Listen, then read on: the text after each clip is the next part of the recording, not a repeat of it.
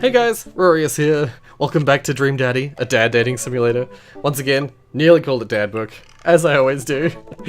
I always start on the screen, so it's always right there. I don't have a whole lot of time to record today. Let's get straight into Robert's first date. I have my little list up next to me with best possible outcomes. Robert is one of those people, I find him hard to read. I think I mentioned that at the start of the series. Robert's one of those people that's, for me, the hardest to understand where they're going to come from. You know, sometimes they're joking when they act really serious, and then sometimes they're really serious and they're genuinely really serious about everything. Robert was pretty nice. A little odd, but nice. And ruggedly handsome. We should hang out. I tap out a message to him on Dad Book. Hey Robert, good seeing you again at the cookout. Want to grab a drink? I sit there for a couple of seconds, hoping he'll message me back. Hey, it says that he read my message. Yeah, he's one of those people, he just like sits on a message for ages. I anxiously wait for a response. Twiddle my thumbs or watch cat videos on the internet. Sure, watch some cat videos. I start down a rabbit hole of cat videos and Robert quickly vanishes from my mind. I didn't realize how long I've been doing this, but by the time I watch maybe my 30th cat video, Robert pops back into my head. I jump back over to Dad Book to see if he's responded yet. Nothing. Well, I guess the guy's busy. I might as well make the best of my day. Yeah, I think this is just an excuse for it happening at night. I get up, walk to the living room, then sit down and turn on the TV.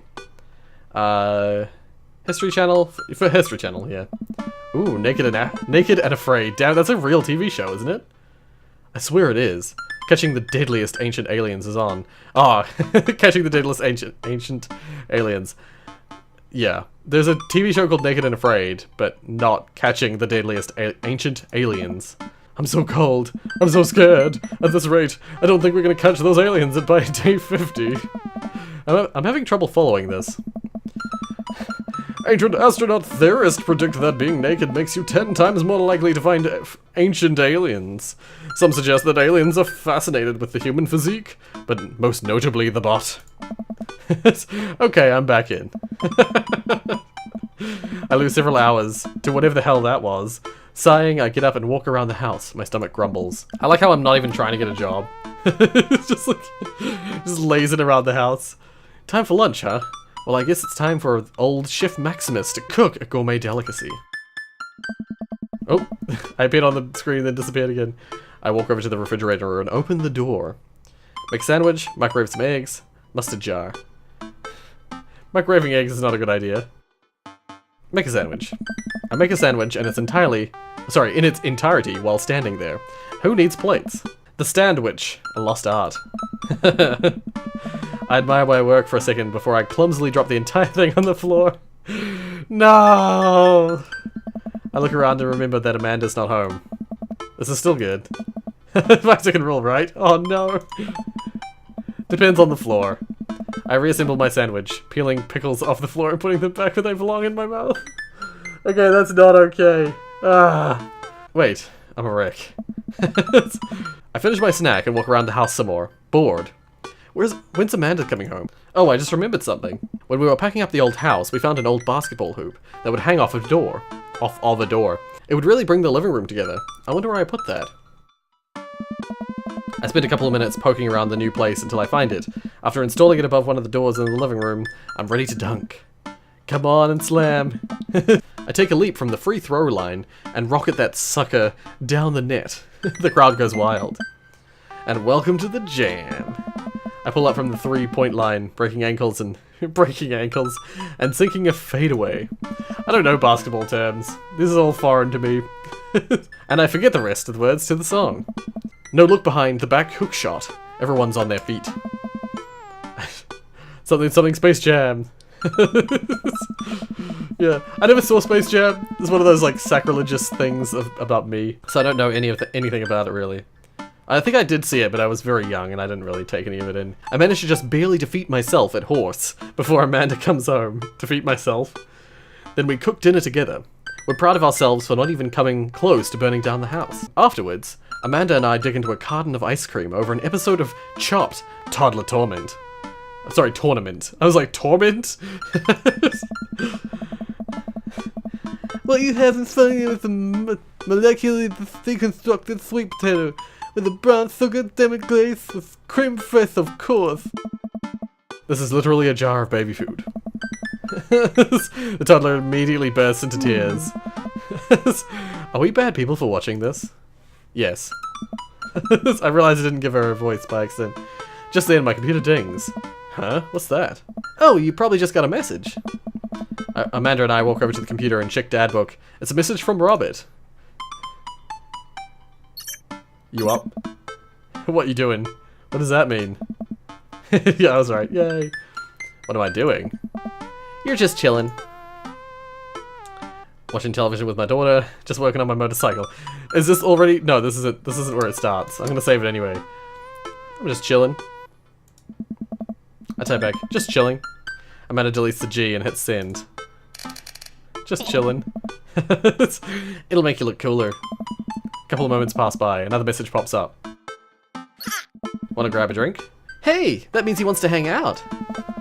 I know what that means, Amanda. But it's kinda late. Come on, Pops, live a little. I am living, with ice cream, and traumatized toddlers. Well, it's your life, but I think you'd have a lot of fun tonight. You are trying to get to know the neighbors better, aren't you? Ugh, fine. I type back a message to Robert asking him for details, and he tells me to meet him at Jim and Kim's. Well, don't wait up for me. I never do. I throw on a nice jacket and run out the door. It's only a short walk to Jim and Kim's, and it's a beautiful night. I walk into the bar and see the usual crowd of barflies drinking beer and watching sports. I spot Robert at the back of the bar and wave hi as I walk over. Hey man, how's it going? Hey buddy. Hey. Wait, no, that's not his voice. Ahoy there, Skipper. Robert and Mary are here? Uh-oh. I brought Mary along. Figured we needed a drinking buddy. Oh, what voice did I give him again? It's more like Snake, isn't it? Aw, man, I was excited to get to know Robert a little better. Now I have to deal with this weird married lady. Just making passes at me. Don't look so scared, kiddo. We're just having a drink.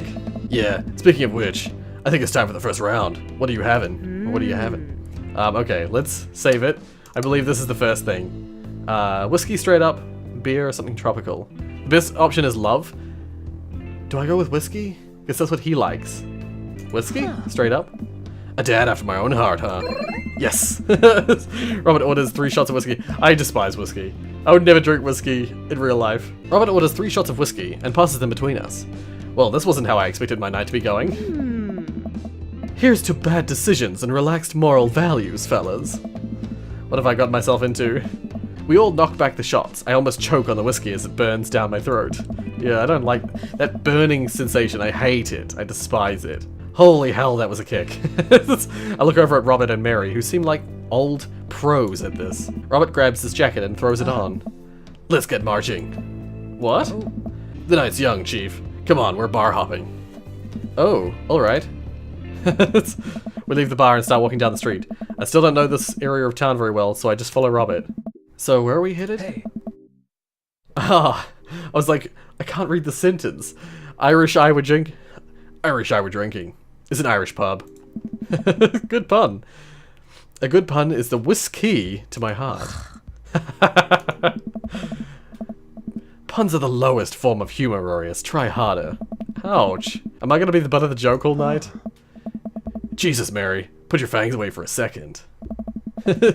We walk into Irish I were drinking. The bar is pretty much the same as Jim and Kim's, except for the old-timey Irish memorabilia on the wall. Next round, what are you having? Whiskey hasn't failed me yet. Or, do they make fruity Irish cocktails? Once again, save it just in case. Whiskey hasn't failed me yet. Let's do it. Robert orders 3 more glasses of whiskey, and we post up in a garnish. And we post up in a garish green booth. Post up. I've never heard post up used in terms of, like, taking a seat, you know. Mary slides in and sidles, up, next to Robert, which makes me breathe a sigh of relief. Let's sip this one, why don't we? Suit yourself. Mary immediately downs her shot in one gulp and burps loudly. Hey. That'll put hair on your chest. You're truly a paragon of grace and beauty. Ah. Mary grabs my drink and sips on it. Hey! Rorius, be a dear and get us another round, will you? I laugh like that sometimes. I do that sort of like, if I think something is like ridiculous. That's usually my one. I don't know how to process this evening at all. I get up and order another round of drinks from the bartender. As I head back, I see Mary and Robert having a lively conversation. Robert roars with laughter. I don't think I've ever seen the guy smile, let alone laugh. Yeah, I'm struggling making Robert speak in a way that's like super positive. Because my voice, my gravelly voice like this, is only really good for like serious stuff. I take a seat across the booth from them and pass out the drinks. So, Edith's kid snuck some pot brownies under the table at the last bake sale, right? And I spot that little hemp sweatshirted gremlin in the act. So I go up to Edith with a baggie and I'm about to tell her when all of a sudden she just freaks out at me. "You're ruining the bake sale," she says. "I should have been a PTA president. Your roots are bad and blah blah blah." So what did you do? I told her to have a brownie and that everything was going to be fine. Yeah, I get that. You know, you try and be nice to someone, but before you get a chance to be nice to them, they be mean to you out of the blue. So you're like, fuck them. I'm not gonna be nice to you now. They both erupt in laughter. I politely follow along with the story. She ate 3! More laughter. Okay, that was actually pretty funny. Hey. She called the cops and told them that time had stopped. Come on. Mary looked directly at me. "Do you smoke weed?" "What?" "You know, the devil's lettuce." I have 2 big fat blunts in my purse right now. Want a blaze?" I want to be real to myself. Apparently there's a love option. What? No! That's... I wouldn't be that bad about it. I'm a law-abiding citizen. Well, actually, in a lot of places, it's no longer a criminal offense. You with the feds? That's got to be Rod's answer, right? That's got to be Robert's love answer. You with the feds? I worked hard for what I... I worked hard for what I have, and no 2-bit corner boy is gonna drop the dime on me. So you take what you're pushing somewhere else, and I'll keep running my business the way I want to run. What? This is definitely a reference to something that I don't know, honestly. Remember, you come at the king, you best not miss. Jesus, kid, dial it back. Robert giggles helplessly. Nice. Yes. I'm just kidding, cowboy. Lay off the kid, Mary. He might not be used to your brand of humor. Hey. Fine, fine. Hey. I like that she has a cross, but she's like the most, like, rude and like devilish of the characters around. We sit around and sip our drinks, people watching and cracking jokes. After a little bit of time, I begin to warm up to Mary. Her jokes become much funnier and much less scary. Yeah. But it seems like she's not going anywhere anytime soon. I just wanted some alone time with Robert. I wonder if I can get her to leave somehow. Okay. The best response to this is neutral, so... Isn't Joseph wondering where you are? Lots of eligible bachelors around here, huh? Could you get the next round? I'm not gonna make her get the next round. Do I do this? Lots of eligible bachelors around here, huh? You know, I was hoping for a quiet evening with my friends. No drama. No unwarranted advances, just friendship. But no, you gotta call me out like that. Mary, No, it's fine. No, that's the word. God damn it. This is gonna equal negative as well, isn't it? Could you get the next round? You trying to ditch me, pal? No. Because if you're trying to ditch me, you can just tell me to scram. No, it's fine. Rorius wants alone time with his new best buddy, Robert. Read you loud and clear. The wingman breaks formation to pursue their prey. Now, if you fellas will excuse me, Mary needs to sink her teeth into a helpless boy. So she goes and does that anyway. Go with God. I can't do that. I've lost the ability to do Robert's voice for whatever reason. Maybe I've talked too much today. Nice seeing you. Deuces, nerds. Mary gets up and saunters over to a younger-looking guy at the bar. Why didn't the other option work? Why did they get a negative response from Robert? I don't understand. She grows on you. Does she, though?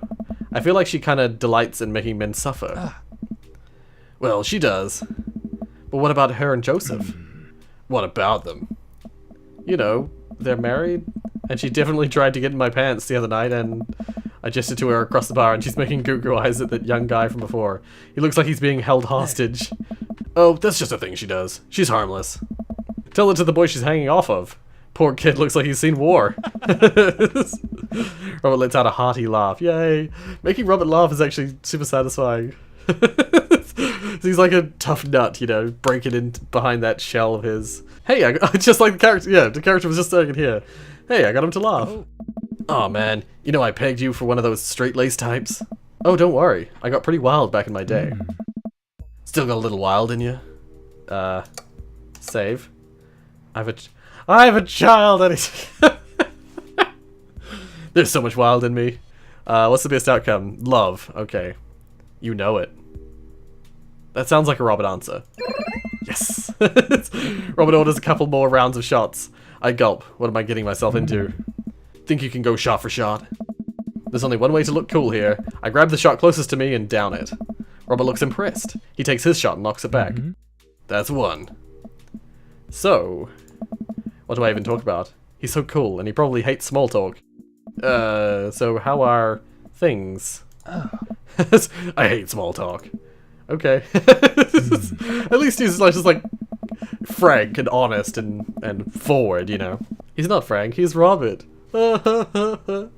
Too many people, and this isn't necessarily you, but too many people think that they have to fill the dead air with noise. Personally, I think they're afraid of silence, or they're afraid of what the other person is going to think of the silence. If you want some unsolicited advice, just learn to be comfortable with silence. Nothing wrong with two people sitting in silence and drinking whiskey. Oh, hey. Alright. Robert and I sit in silence and drink whiskey. I take in the rest of the bar, patrons laughing, playing darts, spilling beer. I actually agree. I'm one of those people who agrees with that. There are some times where there's like a moment of silence, or a gap in conversation. They're perfectly normal. Like, I find that trying to fill the silence, trying to fill those gaps, is more awkward than just rolling with the gap. You know, just go with the gap. If the other person is uncomfortable with the gap, then it is going to be uncomfortable for them. But if you just learn to accept that there are going to be gaps in conversation sometimes, and just allow yourself to just be present for a moment, it actually makes you feel a lot better. Even if you're, you know, you might have been feeling bad because you were not talking to the person you're with. It's good to just have some silence. Hang out, be near each other, but just be silent and just exist. You know, it's nice. Mary giving the hard sell to that young man. The young man pretending he got a phone call from one of his friends. Maybe silence is nice sometimes. Yeah. So, you ever kill a man? I choke on my drink. Excuse me? You know, watch the life drain out of someone's eyes. It's not just their life, you know. It's their hopes and dreams draining away. Every memory and experience they've ever had, gone. No? Great, me neither. He says that, but it's like, is it true? I don't think Robert's actually... He acts tough, but he's not that tough. Robert knocks back his shot and motions for me to do the same. I reciprocate. I'm just messing with you. Relax. I laugh nervously. Or am I? I laugh nervously again. We sip more whiskey and people watch some more. Oh, and people watch some more. I was like, people watch some more what? People watching is a thing, if you're not aware. Mary has her sights set on another man after the other one excused himself to the bathroom and, I assume, crawled out of the window. Gosh, this whiskey is hitting me hard. Gosh, this whiskey's hitting me hard. You betcha. Robert gets up out of the booth, shouldering his jacket. Let's roll. Sorry, whiskey, inside voices. Let's roll, he says. Sorry, whiskey, inside voices. Let's roll. Wait, what about Mary? Brother, Mary is gonna be just fine. I look over at Mary, who's lying on the bar in front of some poor sap. She's singing happy birthday to him while he insists that it's not his birthday. Oh god, she's a mess, isn't she? That's unfair. She's just eager. We make our way out of the bar and back onto the street. I'm trying my hardest not to stumble, but man, that sidewalk is just coming right at me. I hope Robert doesn't notice me tripping over my own feet like this is the first time I've ever been drunk. Yeah, I've been pretty drunk in my time. Where to? You'll see. I follow Robert through street lamps, spotlights, until we eventually arrive at a rundown strip mall. There's a beauty salon, a sex shop, a computer repair store that looks like it's been closed for 10 years, and finally a liquor store. Wait here, I'll be right back. After a minute, Robert returns with 2 wine bottles and brown paper bags. He hands one to me. Cheers. He sits on the curb and drinks. He motions for me to do the same. This is not really where I expected the night to go. I take a sip. White Zinfandel? What? Or what? Nothing, I just wasn't expecting... This is delicious, fruity, and refreshing. Don't judge me. I start to say something, think of his lecture about valuing silence earlier, and stop. I sip on my wine and watch cars drive by. Let's throw rocks at shit. Whoa. Robert suddenly hurls a rock at a stop sign. The ding echoes throughout the empty parking lot. That felt good. He presses a stone into my free hand. Now you try. I don't know. With feeling. I look at the rock in my hand and look at the stop sign. Back at the rock. Back at the stop sign. I know what has to be done. Okay. Throwing rocks at shit. The best outcome is love. I got a problem with authority. I'm sorry. This one's for you, Poppy. Oh, that's tough. I think this is the right answer. I think I remember this. It's very close between the top and the bottom one. I'm gonna go with this one, though. I got a problem with authority! Oh, that was just like, damn it, no! Is it this one's for you, Pappy? There we go. I have unresolved resentment. See, I knew it was 50-50. I was like, it's gotta be one of these two. I have unresolved resentment towards my father, and I'm gonna express it through property damage. I hurl the rock at the sign. It sails over the stop sign, right into the window of a parked car, leaving a crack. Dude, run! I leap up and dart into the nearest alley, wine in hand. I can hear Robert's footsteps behind me. After I'm sure I'm far enough away from the cracked window that I'm no longer culpable for the heinous crime, I stop to catch my breath. Maybe we strike rock throwing from the to-do list. Agreed. Suddenly, my stomach growls. Oh man, I'm starving. Let's get pizza. Can't argue with that. Where's good around here? Actually, I don't even care if it's good. It just needs to be edible and in my mouth in the next 5 minutes. I know just the place. I follow Robert through the maze of alleys and side streets until we eventually end up in front of a tiny hole-in-the-wall pizza joint. The bright red neon sign reads, Pete's Piece of Pizza. Pete's Piece of Pizza. Pete's Piece of Pizza. I think I said it right the first time, honestly. Ta-da. I can see a few exhausted-looking workers behind the counter tossing dough and pulling piping hot pizzas right out of the stone ovens. My stomach rumbles again. We go up to the counter and get ready to order. Can I get 2 slices of Hawaiian pizza? Oh wait, Rorius, you're cool with pineapple on pizza, right? Honestly? Of course. Yay! We wait a minute for our pizza to come out of the oven. I'm practically drooling at the smell. The cashier hands us each a giant slice on a paper plate, so saturated with grease that I'm worried it will fall apart. We take our pizzas outside and wander through the alleyways as we eat. I take a bite. It's absolutely delicious. By the way, Hawaiian pizza is my favorite kind of pizza. I thought I'd just go back to that one. I know a lot of people don't like pineapple on pizza. I don't see the problem with sweet stuff on pizza. Like, I love banana, chocolate, and... Oh, what is this? There's a pizza that I used to be able to get from the pizza place that we have called Hell's Pizza. It's a bread base with raspberry sauce as the pizza sauce, with banana and melted chocolate over the top of it. Bits of banana and then chocolate drizzled over the top of everything. Oh my god, it's delicious. Oh, so good. Like, dessert pizzas, as well as just pineapple with ham, and pineapple on a Hawaiian pizza, like pineapple, ham, cheese, and maybe some like capsicum or something like that. Freaking great. Pineapple is truly the best pizza topping. I don't think I agree with that, but you said it. It's, yeah, it's good. It's good nonetheless. Man, I feel way better now. You and me both. We hear noise coming out of a slightly ajar door in the alleyway. Robert looks at me excitedly. Got any more of that wild in you? Let's see. You betcha. I'm so tired, but I love my daughter and I should go home and make sure... You betcha. Yeah. Good on you. Now that I know that, because I know that the love option is like the best outcome, if I see it straight away, I immediately am eased. Robert and I slide the door open and peek inside. It's completely dark except for some flickering light. We slowly creep forward, cautious not to be heard or seen. Shh. Don't shush me so loud. Shh. We come to the end of the hallway and find ourselves standing in front of a movie screen. Oh, this suddenly makes sense. Yeah. Did we really just sneak into a movie theater like a couple of teenagers? No talking during the movie.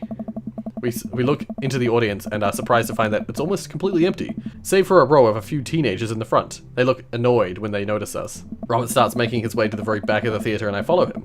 We settle in with our wines and try to make sense of the movie.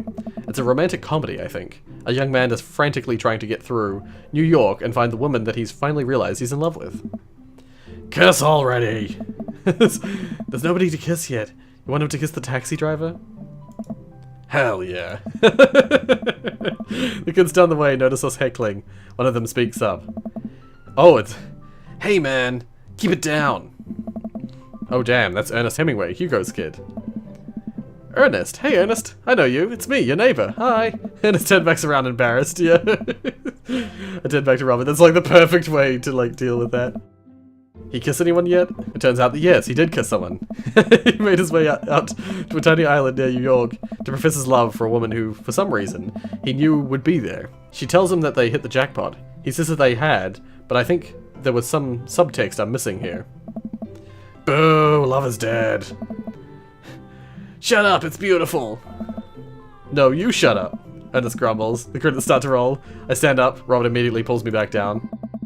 Hundreds of people worked very hard to make this film happen, and you're gonna sit here and appreciate them. Okay. Yeah. I kind of agree. That's why I watch the developer credits for games. I don't watch publisher credits because publishers have very little to do with the actual making of a game. Same with movies, actually. If the movies have like 1 million publishers, 1 million people who just gave money to the project and did nothing actually to help. Yeah, I'm not interested in those people. Look at that, Elizabeth Shelton. She worked really hard. I bet she did a lot of good wardrobe design. Thank you, Elizabeth Shelton, for this beautiful film-going experience. And Peter Anders, catering. Fed a bunch of people so they could have the energy to do their jobs. What a guy. We'll let the credits roll while Robert individually thanks every member of the crew. Once it's finally over and he makes sure no animals were harmed in the making of this film, we leave the movie theater. We stumble into the theater parking lot, polishing off the rest of our wine. Hey assholes! Out of nowhere, a rock flies through the air and hits me on the knee. My knee! What the hell? Ernest and his friends stand in the alleyway. I wasn't sure if it was Ernest or not. Blocking our exit. Oh, what do you guys want? Why'd you go throw a rock at my knee? This is my good knee. My orthopedist is gonna be pissed. Ernest tosses another rock up and down in his hands. What's wrong with this kid? You ruined my theater-going experience. Now you have to pay. Oh, well, I don't have any cash on me right now, and like, movies got really expensive. Ernest hucks another rock at my other knee. I'm able to jump out of the way, but I didn't properly stretch before physical activity, and I'm probably gonna feel super sore in the morning. We ruined it for you. That movie was pretty crappy in the first place. Hey, you take that back! It was a beautiful love story with really genuine acting. You call that good acting? What classicist mainstream slop have you been served your entire life? What? Huh? Hearing Dad's voice. Have you ever even seen any Michael Powell? A Matter of Life and Death? 1947? Easily the toughest 5 minutes of love you'll ever witness. Listen, man. What? No, you listen. That popcorn-ass drivel mass media is shoving down your throat will only make you dumber and sadder. You of all people should strive for a higher standard of the art you consume. Your name is Ernest Hemingway, for Christ's sake. Oh, now you've done it. Ernest rushes Robert, screaming like a banshee. Ah! I dive between Ernest and Robert, trying to stop the kid. He lunges forward, kicking me as hard as he can in the knee. Fuck, my knee! Robert gets in between Ernest and myself. It's as if he's seeing red. Frick, my fricking knee hurts. Alright, buddy. Oh, actually, I heard the line. I missed the line. I heard it, but missed it at the same time. Alright, buddy, talk like punk, get hit like a punk. Robert squares up into a boxer's stance. Queensberry rules, 3-minute rounds with 1-minute rests in between. No low blows, fish hooks, J grabs, or high blows.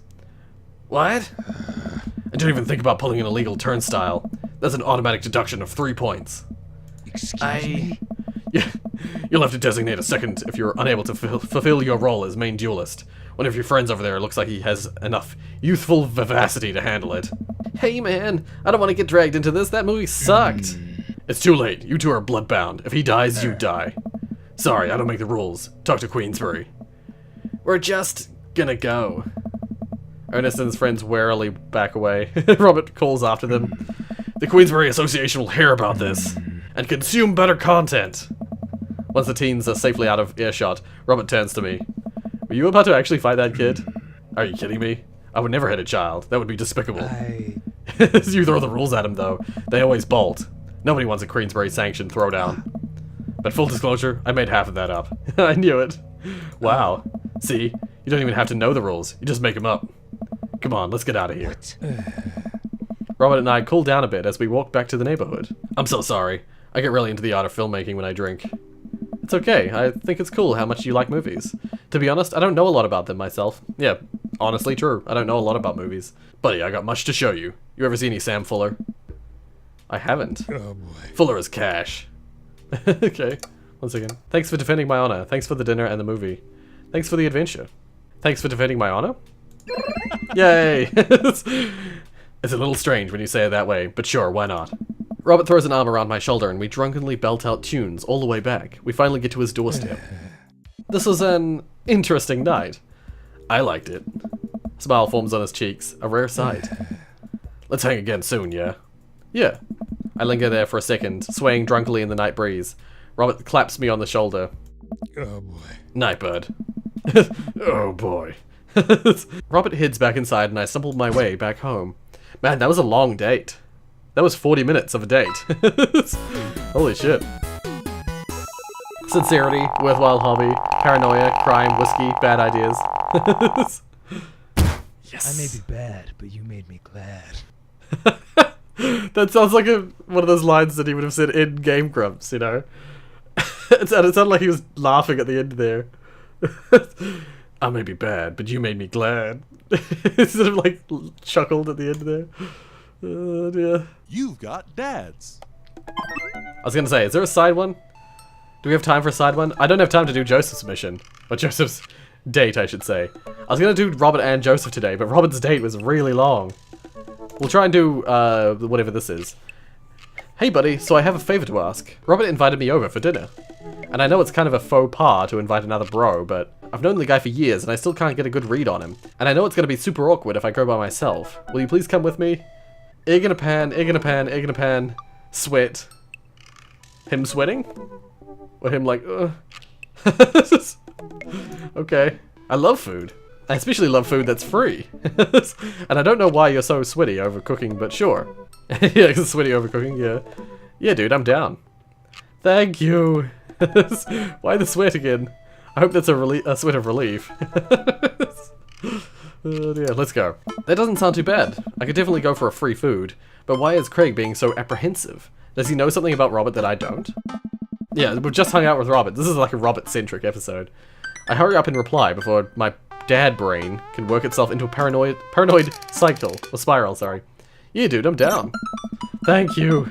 Craig and I decide to meet up before heading over to Robert's place. Craig's waiting on my porch, bottle of wine in hand. Rorius, boy, am I glad to see you. Likewise, man. Classy of you to bring wine. Oh, it's not wine, it's sparkling apple cider. Robert literally has a wine cellar, so I think he's good. Wow. Or at least I think he has a wine cellar. I'm genuinely unsure if he was telling the truth or not. I could never tell with him. Thank God it's not just me. I never know. He's so deadpan about everything. I usually just laugh it off, but man, that guy's an enigma. We start walking over to Robert's house. Does Robert even know how to cook? I have sincere doubts about whether he even knows how to shave properly.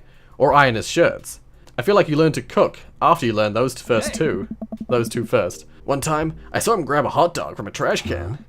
I mean, it was at the very top of the trash can, like sitting above it. But still, if he were on trial, I think the jury would define that as in the trash. In his defense, I've definitely considered grabbing food from the top of the trash before. Well, yeah, I think we've all considered it, but the difference is that Robert actually did it. True, maybe he's the enlightened one. Maybe we're holding ourselves back. We arrive at... It's weird, this part of the... Whenever we get to this part of the street, like, this feels like we're in the commercial district or something. It doesn't feel like in this cul-de-sac anymore. We arrive at Robert's house and ring the doorbell, but the doorbell won't chime. Must be broken. Craig knocks on the door a few times. Since when does Robert have a dog? I don't know, that's weird. I can hear Robert just inside. 1 second. This is uncharted territory, Rorius. What if he's the one making barking noises and there is no dog? Don't say that, we're not even inside yet. Finally, the door opens. Robert looks a little surprised to see me. Rorius, I didn't know you'd be tagging along. I- Did Craig not tell Robert I was coming? Come on, Craig, he's like sweating. I can leave if there's not... Oh. No, it's fine. Come on in. I've done the rasp voice that my throat has like seized up, and now I can't do rasp very well anymore. I've injured my throat, basically. We enter Robert's living room, which is surprisingly very nice. Super messy, but still nice. Make yourselves at home. We can still hear barking from the other room. I didn't know you have a dog, Robert.